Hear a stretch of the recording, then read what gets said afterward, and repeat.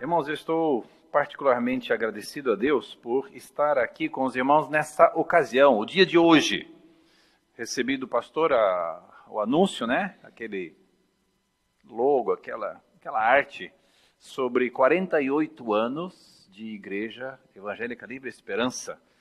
Então, esta igreja, irmãos, ela tem uma história que vem justamente do trabalho missionário. Ela está ligada, ela é fruto do trabalho missionário de alemães que chegaram aqui na região, 59, 60. Portanto, irmãos, esta igreja existe porque um dia Deus falou a pessoas, igrejas evangélicas livres na Alemanha, olhe, enviem os vossos filhos ao Brasil. E, irmãos, eles obedeceram, por mais desafiador que aquilo parecesse. Um alemão, na década de 50, 60, deixara seu país para vir ao Brasil, irmãos. Era uma situação muito diferente de hoje. E Deus abençoou o trabalho desses irmãos aqui. Eu sou o fruto desse trabalho. E vários outros que estão aqui, irmãos. A minha vida de crente começou em 76, e desde 76 foi dentro da Evangélica Livre. Então, eu fui abençoado pelo trabalho das Evangélicas Livres, que é trabalho missionário. E vemos aqui, irmãos, cada um, muitos que já foram tocados, transformados. Então isso é realmente um motivo de alegria, de louvor a Deus. A gente vê como Deus opera no mundo. E a coisa continua andando. Então hoje nós queremos olhar para um chamado desafiador. E vamos olhar para um personagem que nós conhecemos muito bem, um texto que também já conhecemos muito bem. É sobre o nosso amigo Isaías. O contexto é no ano da morte do rei Uzias. Uzias era um bom rei, mas chegou um momento que ele quis dar uma de sacerdote. Queria oferecer, queimar incenso no templo, que não era função sua, e Deus o castigou. Então, durante os seus anos de governo, ele fez um bom governo, houve certa estabilidade, houve prosperidade em Judá, mas as coisas ao redor do mundo estavam mudando, irmãos. O cenário, vamos dizer, internacional estava mudando. O rei Acás substituiu Uzias, e este homem começou então a sofrer pressão da Síria, que já era uma potência, e aí depois veio Damasco, se juntou com Israel, que era o reino do norte, para atacar Judá. Isso está no capítulo 7 de Isaías. O povo estava espiritualmente longe de Deus, a sociedade estava podre nos seus pecados, mas a igreja estava cheia.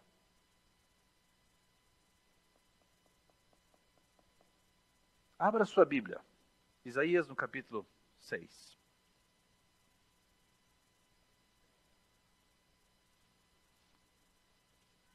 Vamos ler o capítulo 1, verso...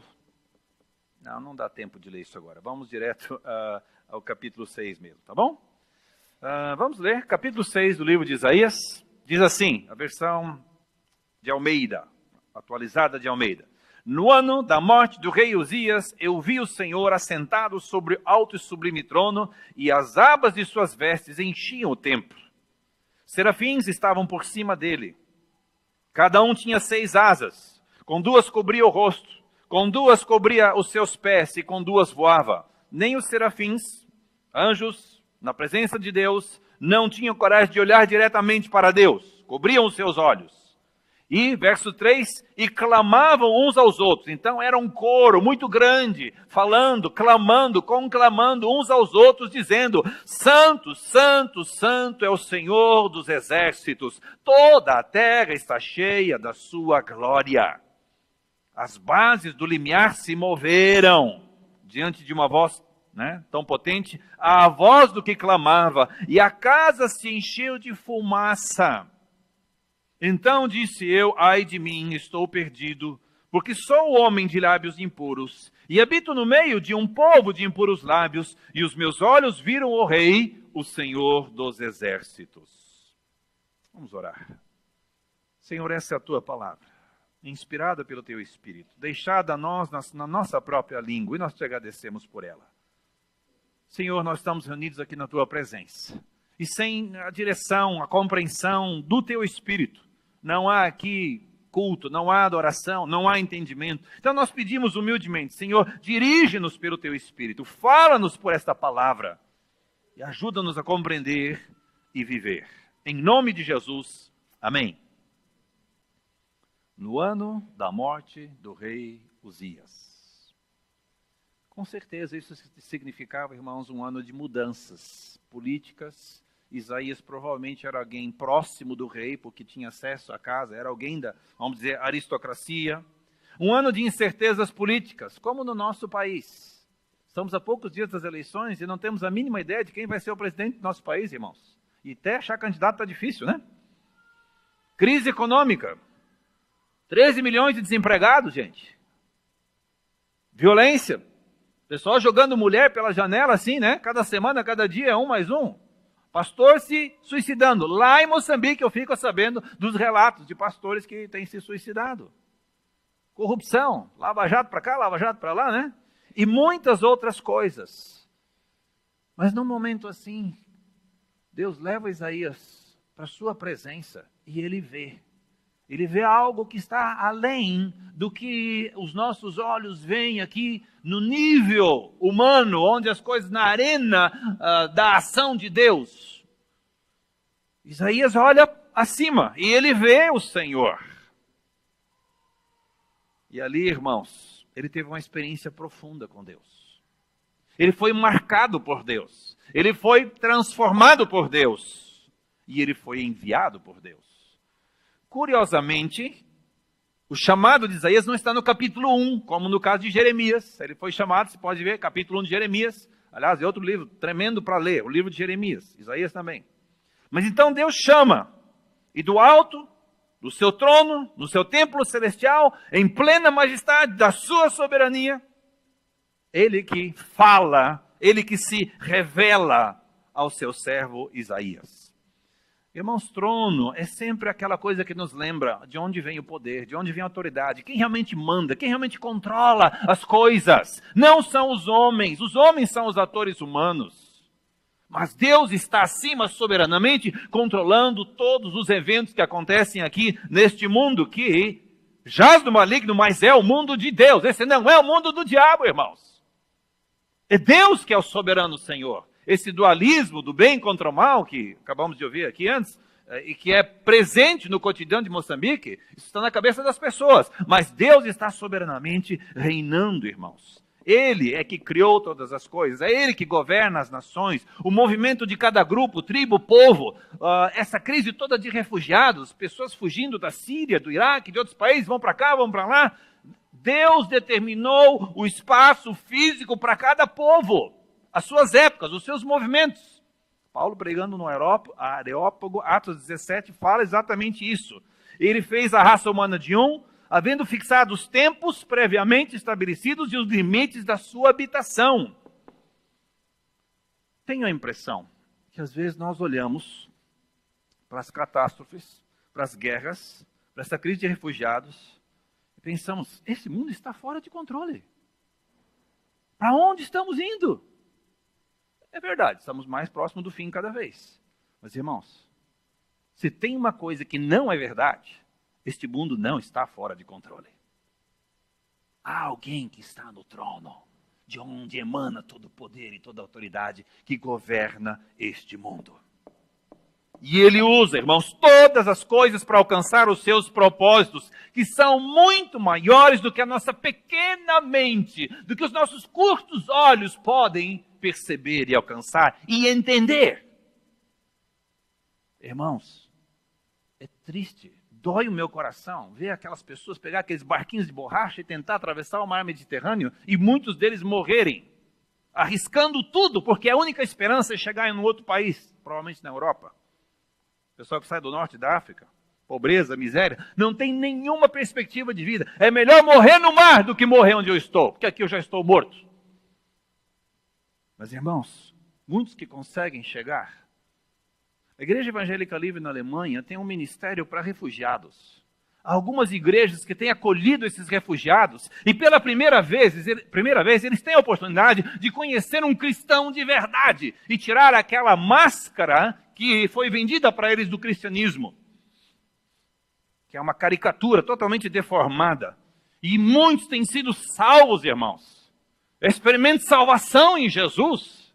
Há ali uma nova vida. Há Deus agindo no meio do caos humano. Ele está no trono, irmãos. Deus soberano e santo é que está no trono, e dali ele governa o universo. É ele que se revela agora a Isaías. E esta era parte da preparação de Isaías para o ministério que estava diante dele, irmãos. Agora ele chama Isaías. Quando Isaías tem essa visão, irmãos, acontece uma coisa que eu acho que é muito natural que aconteça com qualquer ser humano que se vê, de alguma maneira, na presença de Deus. Ele diz, olha, as bases do limiar se moveram à voz do que clamava e a casa se encheu de fumaça. Então disse eu estou perdido. Ai de mim, eu estou perdido, porque sou homem de lábios impuros, e eu habito no meio de um povo que é igual.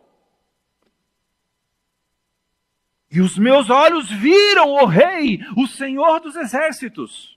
Um homem pecador jamais poderia ter a esperança de viver, continuar vivo na presença de um Deus santo. Era isso que ele tinha entendido. Eu não posso estar na presença de Deus do jeito que eu estou. Então Deus, irmãos, na sua misericórdia, provê a purificação do seu servo. Mas aqui nesse momento, irmãos, nesse encontro, nessa revelação de Deus ao seu servo, ele, Isaías, foi quebrado. Com certeza, o interior de Isaías foi profundamente impactado, irmãos. Aquele homem não era mais o mesmo depois desse encontro com Deus. Aquela ideia de orgulho de profeta, de homem santo, de obreiro ungido, aquele negócio todo, irmãos, tem que cair por terra. Ele, irmãos, precisava de quebrantamento. Ele precisava de purificação na sua vida. Depois, ele fala do pecado do seu povo. Mas ele olhou diretamente para si. Não apontou o dedo para o povo, falou, eu estou perdido. Ai, ai, ai de mim. E eu habito no meio de um povo que está da mesma maneira. Se vocês lerem, irmãos, os capítulos 1, 2, 3, 4 e 5 só de Isaías, você vai ficar desesperado com a condição do povo. É uma lista de coisas que Deus enumera aqui que é muito triste. E o seu servo Isaías estaria perdido, irmão, se não fosse a graça de Deus provendo purificação para ele e para o seu povo. Então, um dos serafins voou para mim, trazendo na mão uma brasa viva que tirara do altar com uma tenaz, uma alicate, para pegar, aquelas que ferreiros usam. E com a brasa tocou a minha boca e disse, eis que ela tocou os teus lábios, a tua iniquidade foi tirada e perdoado o teu pecado. Irmãos, todos nós precisamos desses encontros cara a cara com Deus e com a nossa própria condição. Para nos arrependermos, irmãos, e humildemente dizermos, Senhor, tem misericórdia de mim. Eu ainda sou um pecador. Me limpa, me purifica dos meus pecados. O meu orgulho espiritual, porque eu acho que eu já sou alguém espiritualmente, a dureza do meu coração quando o Senhor me fala e eu não quero obedecer, ou quando alguém me corrige e eu não aceito a correção. A minha ingratidão, olho ao meu redor e vejo quanta bênção do Senhor, mas eu esqueço de enumerar todos os dias a sua bondade. O meu egoísmo, eu sempre penso primeiro no meu bem-estar. O que eu vou fazer para eu ficar bem? A minha confiança no meu dinheiro. Se eu tenho dinheiro, eu estou bem, estou seguro. E gostaria de ter mais, irmãos. Minha confiança na minha posição. Eu sou alguém na sociedade, no meu trabalho, ou na comunidade, ou na igreja. Irmãos, cargo.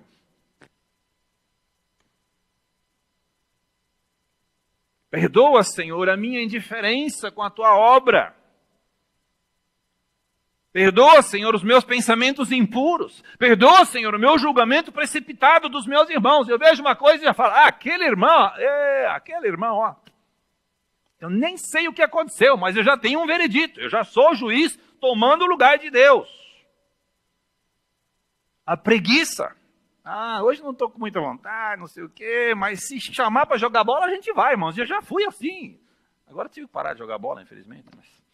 Mas a preguiça vai para outras coisas. A gula, a mágoa com aquela pessoa me magoou, me feriu, não quero mais saber. É meu irmão, mas não quero saber.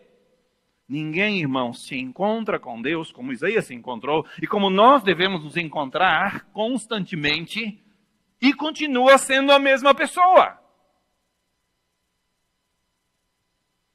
Deus providenciou purificação para o seu servo Isaías e também para nós, irmãos.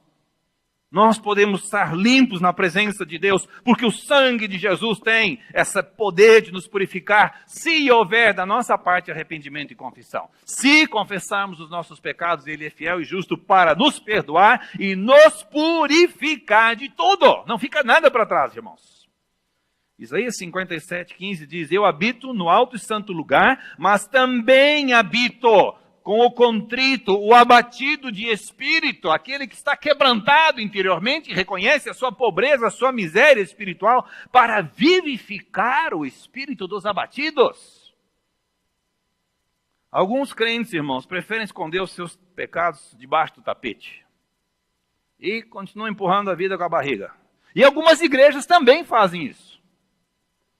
É uma luta, irmãos. Em Moçambique é uma luta. Há muito conflito da liderança com os jovens, porque os jovens veem os idosos, que são pessoas de respeito, e que deviam lhes dar um exemplo, e muitas vezes o exemplo é horrível. Há homens sérios, há homens de Deus, há mulheres sérias, há mulheres de Deus, irmãos, e a gente aprende muito com esses, mas a gente se entristece muito com outros. Porque vê que igrejas têm aquela politicagem, fulano é parente, é amigo, não sei o quê, e ele fica na posição, mas não tem a mínima condição bíblica e moral de estar numa posição de liderança, irmãos. Não estou dizendo que é o caso dessa igreja, mas o fato é que igrejas fazem isso e a roda, irmãos, continua girando, como estava no tempo de Isaías aqui. O culto continuava, irmãos, os sacrifícios, o show continuava. Não param para ver a Deus, para refletir sobre o seu estado diante de Deus. Eu me preocupo muito, irmãos, quando uma igreja começa a achar que ela é uma igreja muito boa. E era uma coisa que eu sempre dizia para os nossos irmãos lá em Toledo, irmãos, vamos baixar essa bola. Deus tem nos abençoado naquela igreja, ela tem uma história muito parecida em alguns casos com essa. Mas, irmãos, nós somos apenas um grupo fruto da graça de Deus. Não há nada em nós que possa nos permitir enumerar as nossas grandes obras e dizer, eu fiz, está aqui. Não, irmãos. Basta ler Apocalipse 1-7. 1-7, 1-5, 4. As 7 igrejas. Irmãos, olhe para aquelas igrejas. Algumas se achavam excelentes igrejas. Mas Jesus pensava muito diferente sobre a própria igreja. Então a gente se engana às vezes até como igreja. Precisamos, irmãos, abrir os olhos. Onde há arrependimento, irmãos, há santificação. Onde há santificação, há renovação espiritual. Há uma nova disposição para amar. Há um novo impulso evangelístico, missionário, irmãos. Isso sempre anda junto. E no meio desta igreja, uma igreja assim, Deus se manifesta, irmãos. Ele faz as coisas. Ele faz milagres. Milagre de salvar pessoas. Milagre de reconciliar marido e mulher que estavam brigados há muito tempo. Parentes brigados há muito tempo. Irmãos brigados há muito tempo. Milagres da provisão financeira. Em meio à crise que nosso país vive. Milagres de cura física. Milagres de cura emocional. E tantos outros. Não precisamos ser, irmãos, uma igreja neopentecostal para isso.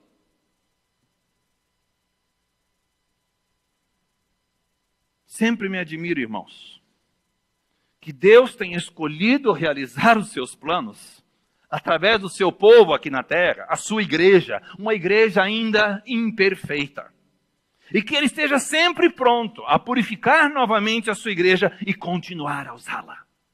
Por isso que hoje nós estamos aqui, irmãos, porque Deus continua fazendo isso. Amém? Então, irmãos, Deus se revela a Isaías. Deus prepara, dá um trato em Isaías e agora Ele manda esse homem. Depois desse encontro tremendo de Isaías com a glória de Deus, de arrependimento e purificação, ele ouve aquela pergunta que vem do próprio Deus: a quem enviarei, quem há de ir por nós? Agora Isaías está pronto para dizer: Senhor, eu estou aqui. Estou talvez eu consiga quase ouvir aquela voz relutante de Isaías. Senhor, o Senhor me conhece. O Senhor sabe quem eu sou. O Senhor sabe das minhas limitações. O Senhor sabe das minhas fraquezas. O Senhor sabe dos meus medos. Mas, Senhor, eu estou aqui. Pode me enviar.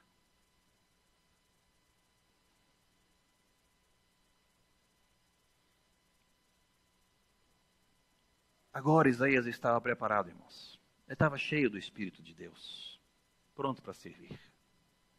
Irmãos, o chamado de Isaías, eu tinha pensado em nomear essa mensagem um chamado inconveniente, mas ela retrata só um aspecto do chamado. É um chamado desafiador, mas ele tem um aspecto inconveniente, desagradável. Pregar o evangelho para o seu próprio povo, sabendo que aquele povo não vai responder à sua mensagem, mesmo que Deus o envie. E foi isso que aconteceu. E Deus falou, Isaías, vai lá e prega, mas é só para você confirmar, bater, para continuar endurecendo o coração desse povo, porque eles já estão endurecidos. É só para confirmar aquilo que já está lá. Irmãos, eu não queria ir para um campo missionário desse jeito, nem para pastorear uma igreja desse jeito. Mas Deus chama, e Deus enviou, e ele foi. Chamado a pregar ao seu povo, mas também para pregar a salvação que viria através do servo sofredor Jesus. Capítulo 6, versos 10, 11 a 13. Um desses versículos fala sobre esse servo. Sim, diz ele, o Senhor, pouco é os seres o meu servo. Isso é pouco. Para restaurares as tribos de Jacó e tornares a trazer os remanescentes de Israel. Então Isaías ia pregar condenação, mas ia pregar também salvação e esperança. Mas isso era pouco. Deus ia fazer mais através do seu servo. Também te dei como luz para os gentios, para seres a minha salvação até a extremidade da terra. Os cantos de Moçambique, os cantos da Índia, os cantos da China, os cantos do Paquistão, os buracos da terra, irmãos, onde dificilmente aparece, vamos dizer, um branco ou um pregador do evangelho. Tem muitos que hoje não são brancos, graças a Deus. Há um remanescente, irmãos, que herdará as promessas de Deus. Deus envia o seu profeta para um ministério difícil junto ao seu povo, mas também para anunciar a vinda da salvação para todos os povos, porque sempre foi este o plano de Deus. E é o mesmo hoje, irmãos. O pastor Sérgio já pregou a última parte do meu sermão aqui antes, dizendo, irmãos, a ordem já foi dada. Nós não estamos aqui inventando nada, não estamos criando nenhuma moda, nenhuma nova onda. O propósito da igreja é glorificar a Deus. E ela faz isso como? Fazendo a missão que Deus compartilha com ela. Estamos aqui para viver o evangelho, pregar o evangelho, irmãos. Em ver pessoas sendo impactadas por esta verdade que nos transformou e continua a transformar. Por ver comunidades sendo transformadas, onde Deus se manifesta no meio de um grupo de pessoas, de uma igreja local. Por vermos pessoas sendo discipuladas, enraizadas em Cristo. Novas igrejas sendo plantadas, povos distantes, alguém podendo conhecer esse Salvador que nós já conhecemos assim tão bem, né? Temos essa familiaridade tão grande com esse livro já. Para muitos isso aqui é coisa totalmente estranha, irmãos. Irmãos, se nós não estivermos fazendo exatamente estas coisas, nós não estamos fazendo a vontade de Deus. É simples assim, irmãos. Não vamos complicar. O pastor disse que era até as 9. Já foi. 9:04. Então eu vou concluir. Irmãos, quem chama, quem purifica, quem envia o povo em missão, é o próprio Deus, esse que está no trono, irmãos, não é qualquer um, não. Não é o pastor Sérgio, não são os pastores da igreja que enviam, irmãos. Não é a liderança da igreja, não é a Mel que envia, irmãos. É Deus que envia. Só que nós precisamos dizer, Senhor, eis-nos aqui. Pode nos enviar como igreja, o Senhor já nos enviou, mas estamos indo, Senhor. Nós queremos obedecer, crendo no teu poder e na tua provisão. Porque logo que se fala em missões, a primeira pergunta que muitos irmãos fazem é: mas quando é que vamos arrumar dinheiro para mais um missionário? Não tem jeito, né? Há uma história conhecida de um grupo, os morávios, 1700, 700 e alguma coisa. Deus produziu ali um grande avivamento numa pequena comunidade de refugiados e usou o conde Ludwig von Zinzendorf para liderar essa comunidade. Um homem rico, mas temente a Deus. E esse grupo nunca foi uma mega igreja. Foi sempre um grupo pequeno de pessoas. Mas esse grupo, irmãos, ao longo dos seus anos, de 1732 a 1760, enviou 227 missionários. 227 missionários.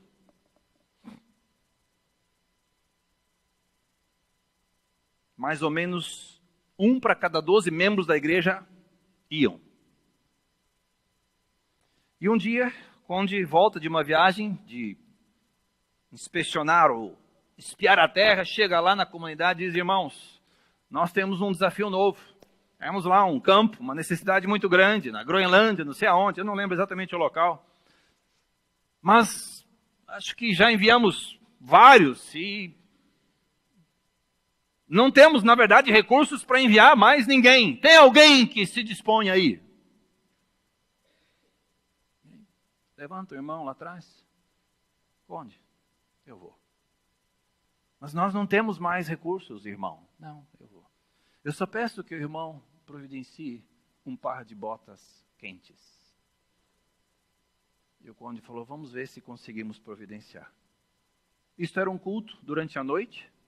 Na manhã seguinte, o conde vai lá, acho que conseguiu a tal da bota, mas chegou para procurar o irmão já tinha partido. Já tinha ido embora. Muitos desses irmãos foram como profissionais, carpinteiros e outras profissões, mas eles iam, irmão, geralmente com a passagem de ida. Não havia expectativa de voltar para a sua igreja, como nós fazemos aqui hoje. Rever os filhos, como nós estamos a fazer. Conhecer o neto, que eu não conhecia, com 1 ano e 3 meses.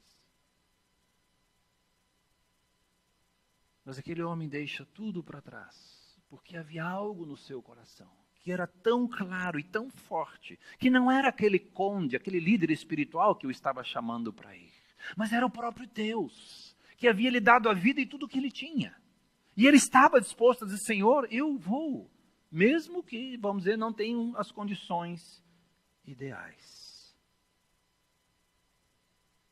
Irmãos, se Deus é soberano, e Ele do seu trono governa, Ele do seu trono se manifesta, Ele do seu trono chama, Ele do seu trono santifica a nós como sua igreja, e Ele como o dono de tudo é que nos envia, irmãos. O que é que nós vamos fazer? Vamos dizer não a Deus? Vamos desobedecer a Deus? Irmãos, não é fácil obedecer um chamado missionário de Deus para a sua igreja. Eu não estou falando só de enviar pessoas, estou falando de nós como igreja entendermos que isto é a nossa vida. Não é uma coisinha que nós fazemos entre várias outras atividades. Há tantos desafios, há tantas outras prioridades, há tantas dificuldades, há a crise financeira. Irmãos, as igrejas evangélicas livres estão sobrecarregadas com o número de missionários para sustentar. Mas e como é que vamos fazer, irmãos? Diz: Senhor, temos aí alguns chamados, pessoas que querem, mas não há recursos para ir. Irmãos, me desculpa, mas eu não creio que Deus chame pessoas, e alguns são separados para enviar, e a igreja do Senhor, o Senhor da obra, o dono da igreja, também não deu os meios. Talvez tenhamos que procurar de outra maneira, mas eles existem. A igreja obediente, irmãos, ela paga o preço da sua obediência, mas ela colhe os frutos eternos no reino de Deus. Não há alegria maior, não há valor maior, não há motivação maior para vivermos, irmãos, do que o reino de Deus. E sabemos, um dia nós estaremos com aqueles irmãos, os morávios, que foram evangelizar tantos outros povos, Estaremos com tantos outros irmãos e irmãs. E veremos ali como Deus usou cada um para chegar o evangelho ao coração de um povo, de um grupo, de uma igreja, como nós aqui. Nós fomos abençoados, irmãos, com pessoas que enviaram os seus para nós. Agora é a nossa vez. Nós temos que assumir essa responsabilidade diante de Deus, irmãos. Nós não podemos recuar, porque as coisas estão difíceis. Irmãos, 48 anos. Como é que esta igreja vai olhar para os próximos 48? O que os irmãos esperam de Deus para frente? Qual é a expectativa diante de Deus? O que os irmãos gostariam de ver Deus realizar? E estão dizendo, Senhor, o Senhor nos conhece, o Senhor sabe. Nós somos tudo, né? Cara meio complicado, difícil, mas estamos aqui, Senhor. Nós queremos que o Senhor nos use. Irmãos, eu conclamo a Igreja Evangélica Livre Esperança a tomar essa posição mais forte ainda. Eu vejo esse impulso nos irmãos e me alegro muito por isso. Eu louvo a Deus por isso. Mas, irmãos, sempre há espaço para crescer. Próximo aniversário da igreja, deveríamos ter outra leva, mais ainda, de pessoas, membros novos, batismo. Então, hoje é uma festa. Louvado seja o nome de Deus. Amém?